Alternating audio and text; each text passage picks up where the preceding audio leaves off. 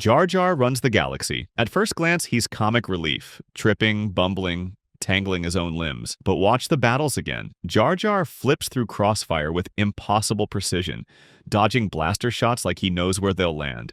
His hands wave in the same hypnotic cadence Jedi use to bend minds. His rise from banished fool to Senate representative to the vote that hands Palpatine emergency powers doesn't feel like luck.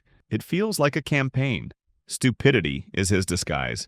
He keeps the galaxy laughing so no one sees the hand, nudging every critical moment. Gungan acrobatics double as martial arts. Every oops hides a choice. Even his wide-eyed innocence makes Jedi drop their guard. The theory says Jar Jar's no pawn. He's a rival master of the dark side, hiding in plain sight, scripting the Clone Wars from behind a mask of buffoonery. And when you rewatch with that in mind, every stumble feels less like an accident and more like choreography.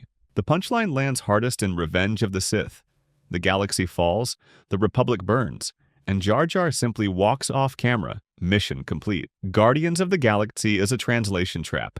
Every banter, every insult, every awkward misunderstanding on the Milano might not be what we think. The theory says Peter Quill's Universal Translator is rewriting everything, turning raw alien language, heavy with curses and threats, into toned-down quips, which means Groot's endless "I am Groot" could be the most unprintable tirades in the galaxy. Rocket's sarcasm might be straight-up verbal warfare. Gamora's dry retorts could be deep cuts meant to wound. And Drax, who famously doesn't understand metaphors, might be speaking in a poetic, brutal language the translator keeps flattening into comedy. The crew thinks they're bonding. In truth, they might be circling constant violence, saved only by a machine filtering the galaxy's hostility into PG banter. And the danger is real. A single translator glitch could turn their friendly banter into a war in seconds. But if that's true, then the real Guardians might sound nothing like we know them. Their voices could be sharper, crueler, the kind of talk that breaks crews apart. The translator doesn't just smooth words, it rewrites relationships, forging a team out of chaos by hiding what they really say. Maybe that's why they still trust each other, because they never truly hear each other. The laughs, the insults, the so-called family, all born from a system designed to lie. And somewhere in the static between languages, the galaxy's most dangerous truth hides in plain sight. Words can save you, or start the next war. Frozen and the Little Mermaid share a wreck. Arendel's king and queen set sail and never return. The ship vanishes into a storm, sinking to the ocean floor. The theory says that wreck becomes the one Ariel explores in The Little Mermaid. The layout matches.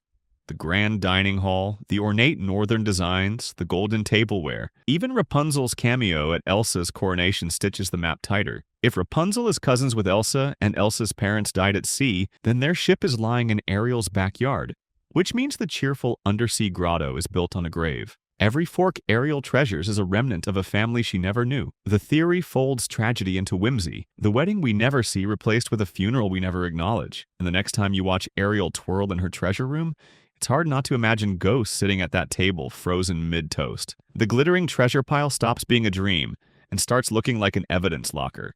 Toy Story. Jessie belonged to Andy's mom? Jessie's first owner, Emily, vanishes into a heartbreaking montage.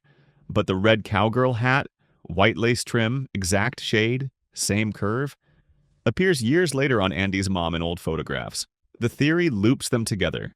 Jessie was hers.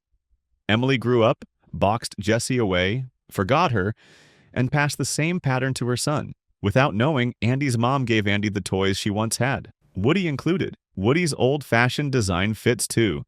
A 1950s cowboy in a 1990s boy's bedroom makes sense if he's an heirloom. The abandonment becomes generational. Jessie's trauma echoes in every scene where Andy's mom urges her son to donate or store his toys. The final goodbye isn't just about Andy growing up. It's about a mother repeating her own childhood farewell. And when Woody tips his hat in that last shot, the gesture might be for her as much as it is for Andy. Pixar is one story.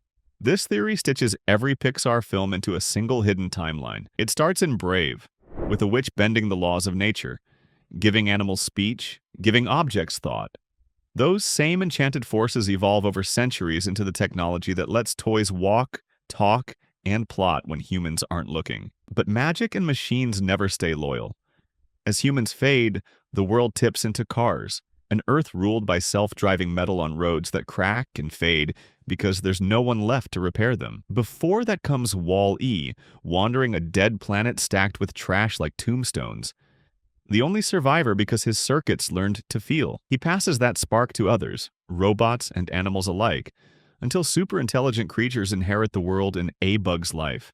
Then evolution rolls backward. Monsters dominate the Earth, but they remember humans like myths and build doors to steal their energy. Boo, the little girl from Monsters, Inc., grows up chasing doorways back to her old friend, Sully. She becomes the witch in Brave, carving him into her walls. The loop closes, the timeline becomes a circle, and every Pixar story is just another chapter in the same history. The gift of magic becomes the virus that fuels the cycle, and the darkest implication is that somewhere right now, another first Pixar story has already begun, and none of them will ever truly end.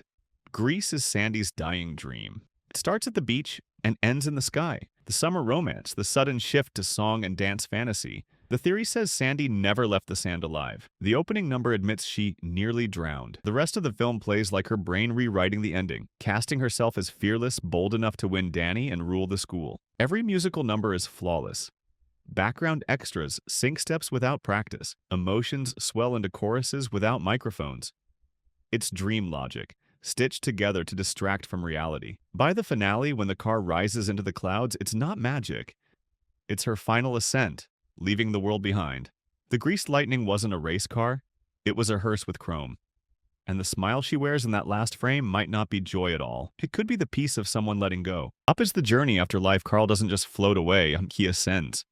The balloons aren't helium, they're deliverance. The moment Ellie dies, Carl's world collapses, and instead of moving through grief, he moves out of life. Russell appears without context. No parents, no history.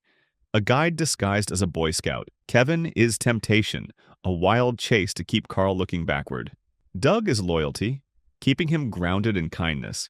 Paradise Falls is exactly what it sounds like, the last stop before what comes next. The adventure book doesn't fill with new photos because the adventure is over. What's left is closure. Even the storms that batter the house feel like tests, stripping away furniture and wait until only Carl's spirit can keep climbing.